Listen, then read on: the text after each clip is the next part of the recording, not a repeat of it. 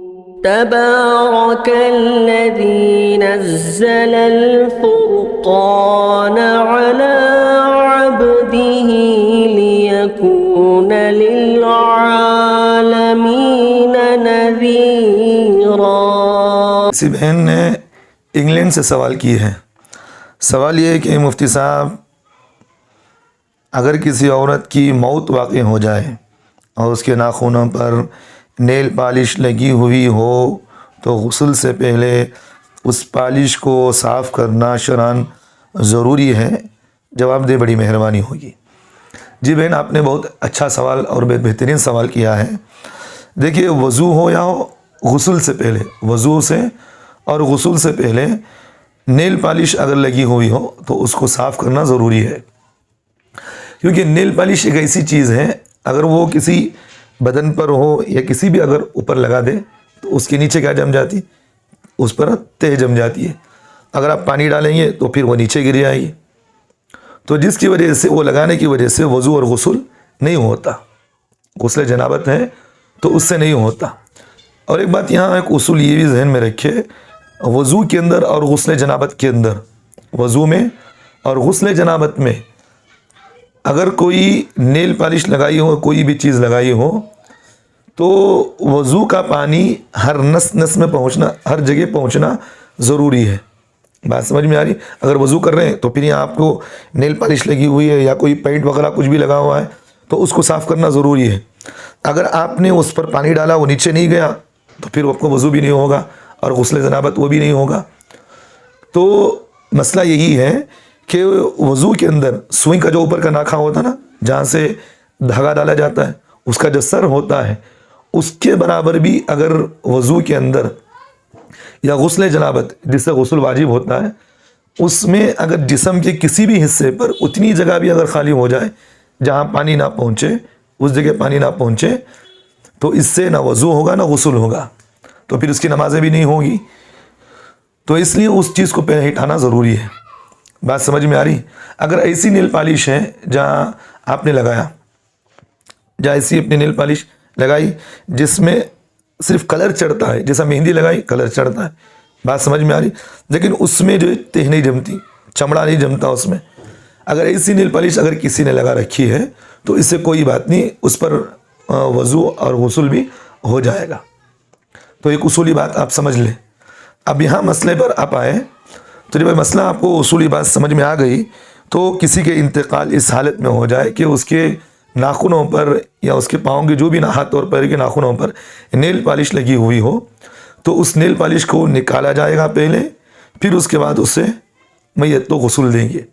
اگر کسی نے اسی طریقے پر اسی حالت میں اس کو غسل دے دیا کہ نیل پالش لگی ہوئی تھی، اسی حالت پر جہاں اس پر تہ جمتا ہے، جس میں پانی نہیں پہنچتا نیچے، اسی پر اس نے میت تو غسل دے دیے ہیں، تو وہ غسل تو نہیں ہوگا، اور پھر اس سے جتنے بھی لوگ غسل دیں گے تو ان پر ذمہ داری رہے گی اور باقی رہے گی کہ بھئی غسل تو نہیں ہوا، تو پھر استرن اس کو پاک کرنے کے بعد غسل دیں گے۔ اگر کسی نے اس طرح کر لیا ہے تو ذمے پر ابھی غسل باقی رہے گا، اس میت پر غسل دینا ان لوگوں پر ذمہ باقی رہے گا۔ تو اس لیے میرے بھائی، اگر کہیں ایسے ہو جائے بہن، تو پہلے ان کو مسئلہ سمجھائیں کہ پھر وہ پہلے نکالا جائے تو پھر اس کے بعد غسل کیا جائے۔ ایک بات یہ ہے، اور دوسری بات میں بہت اہم بات میں آپ کو آخری میں کہہ رہا ہوں، ہمارے مستورات کے اندر ایک چیز یہ زیادہ ہو رہا ہے، نیل پالش لگانا، اس طرح کی چیزیں لگا لینا، یہ سب چیزیں ختم کریں۔ عورت کو بننے سنورنے کا شریعت نے حکم تو دیا ہے۔ اللہ کے رسول صلی اللہ علیہ وسلم نے عورت کو، جس عورت کے ہاتھ میں مہندی نہیں ہوتی، تو علماء نے مسئلہ، اللہ کے رسول نے ناپسند کیا عورت کے ہاتھ میں مہندی ہو، بننے سنورنے کا اللہ نے اس کو حکم دیا ہے۔ تو علماء نے مسئلہ یہیں لکھا ہے، یہاں نقطہ نکالا ہے کہ عورت کے ہاتھ میں مہندی ہونا چاہیے، کہ جس عورت کے ہاتھ میں مہندی نہ ہو تو وہ اس طرح کرنا مکروہ ہے۔ بات سمجھ میں آ رہی؟ تو مشکات شریف کے اندر بھی وہ روایت موجود ہے۔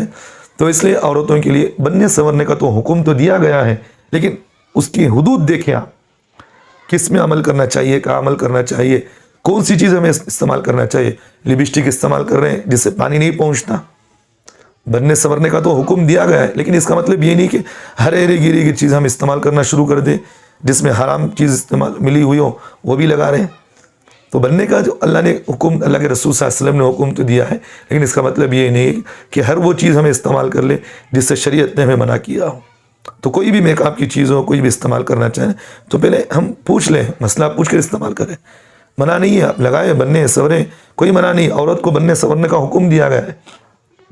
اور یہاں تک کہ اللہ تعالیٰ جنت کے اندر بھی عورت کو بننے سورنے کا، وہاں بھی عورت بھی، جنت کی حوریں بھی بننے سورنے کی، اپنے شوہروں کو اپنے شوہروں کو خوش کرنے کے لیے جنت کی عورتیں بھی بننا سورنے کی، اتنی خوبصورت ہونے کے باوجود بھی. تو عورت، اللہ نے بننے سورنے کا حکم تو دیا ہے، اللہ کے رسول نے بننے سورنے کا حکم تو دیا ہے، لیکن شریعت کی حدود تو ہم دیکھیں، پار کر کے نہ جائیں. تو رہی بات یہ اس طرح کی نیل پالشیں لگانا، لپسٹک اس طرح کے ایسے لگانا جس سے شریعت نے منع کیا، ایسی چیزیں نہ کریں. لیکن آخری میں ایک بات میں یہ بھی کہتا ہوں، بننے سوریں اپنے گھر کی حدود کے اندر رکھیے. بات سمجھ میں آ رہی؟ لوگوں کو دکھانے کے لیے، لوگوں کو اپنی طرف مائل کرنے کے لیے اس طرح کی بننے سورنا شرعاً ناجائز حرام ہے. اللہ کے رسول صلی اللہ علیہ وسلم نے فرمایا، مجھے حدیث یاد آ گئی، سرکار دو عالم صلی اللہ علیہ وسلم نے فرمایا، جو عورت غیر مردوں کو اپنی طرف مائل کرنے کے لیے بنتی سورتی ہے، خوشبو لگا کر جاتی ہے، وہ ایسی ہے کہ زانی ہے. بات سمجھ میں آ گئی؟ وہ کہ وہ زنا کرنے کی دعوت دے رہی ہے لوگوں کو. میری طرف دیکھو، بعض عورتوں کو دیکھا جاتا ہے اپنے شوہروں کے سامنے وہی اتری ہوئی صورت صبح سے لے کر شام تک رہتی، لیکن شام کو جب مرد آئے وہی صورتیں ایسی رکھی ہوتی. اگر وہی شادی بیاہ کا موقع آ جائے تو بننے سورنے کا شوق زیادہ پیدا ہو جاتا ہے، مردوں کو دکھانے کا شوق زیادہ رہتا ہے. تو اس لیے عورت کو اللہ تعالیٰ نے بننے سورنے کا تو حکم تو دیا ہے، لیکن اس کا مطلب یہ نہیں کہ بھئی غیر مردوں کو دکھا جائے. بھئی آپ خوش اپنے شوہر کو کریں. بات سمجھ میں آ رہی؟ اپنے گھر میں اپنے شوہر کے لیے آپ خوش کریں. اگر جو شادی شدہ نہیں ہے عورتیں، لڑکیاں نہیں ہیں، وہ گھر میں بننے سوریں، اپنے گھر کے اندر بن سور کر رہے ہیں، کوئی منع نہیں ہے اس میں. بات سمجھ میں آ رہی؟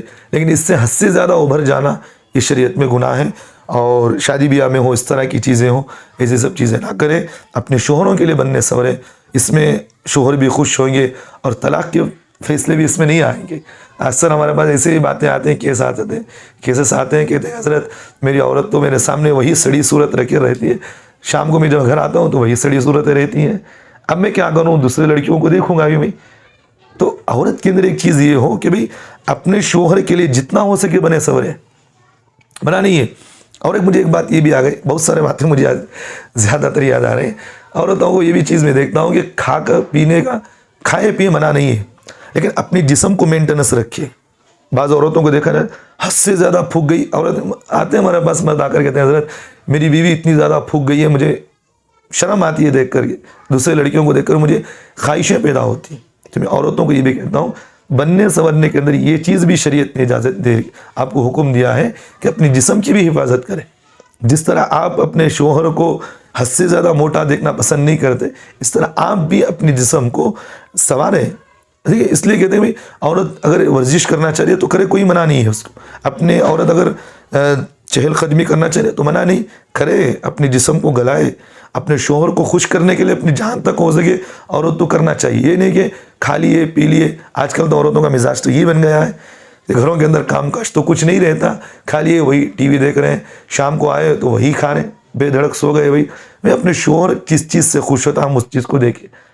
سمجھ میں آ رہی ہے بات؟ اپنے جسم کو مینٹیننس رکھے، اپنے جسم کو بنے سنوارے. اور سنوارنے کے اندر یہ بھی چیز ہے کہ اپنے جسم کے اندر اس چیز کو ہم خوشنما بنائیں جس سے ہمارے شوہر خوش ہوتے ہوں.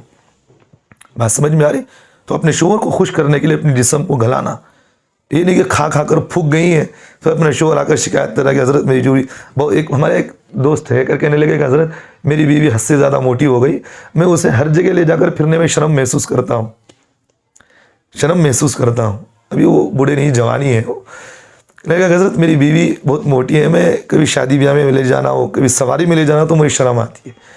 تو میں ان عورتوں سے، ان لڑکیوں سے ہی کہتا ہوں کہ بھئی حد سے زیادہ اس طرح نہ کریں، اپنے جسم کو مینٹیننس رکھے. کھائے پیے منع نہیں، لیکن اپنے جسم کی مینٹیننس کو رکھے. بننے سورنے کے اندر اپنے جسم کی حفاظت. اور حد سے زیادہ پھول جانا یہ بھی آدمی کو بیماری کے اندر ابھار دیتا ہے، اور اس لیے مردوں سے زیادہ عورتوں کے اندر بیماریاں زیادہ ہیں. بات سمجھ میں آ رہی؟ مردوں سے زیادہ عورتوں کے اندر بیماریاں کا مادہ زیادہ ہوتا ہے. جب اس کا جسم پھک جاتا تو بیماریاں نہیں پیدا ہوتی، شوگر آ گئی، یہ گئی ہو گئی. سو اس لیے آپ اپنے جسم کی حفاظت کریں. تو بننے سورنے کے اندر اپنے جسم کو مینٹیننس رکھنا، اپنے جسم کی سنوارنا، ابھارنا، یہ بھی اس کے اندر شامل ہے. تو امید ہے کہ مسئلہ آپ کو سمجھ میں آ گیا ہوگا. تو بہرحال باتیں کہیں سے کہیں چلی گئی.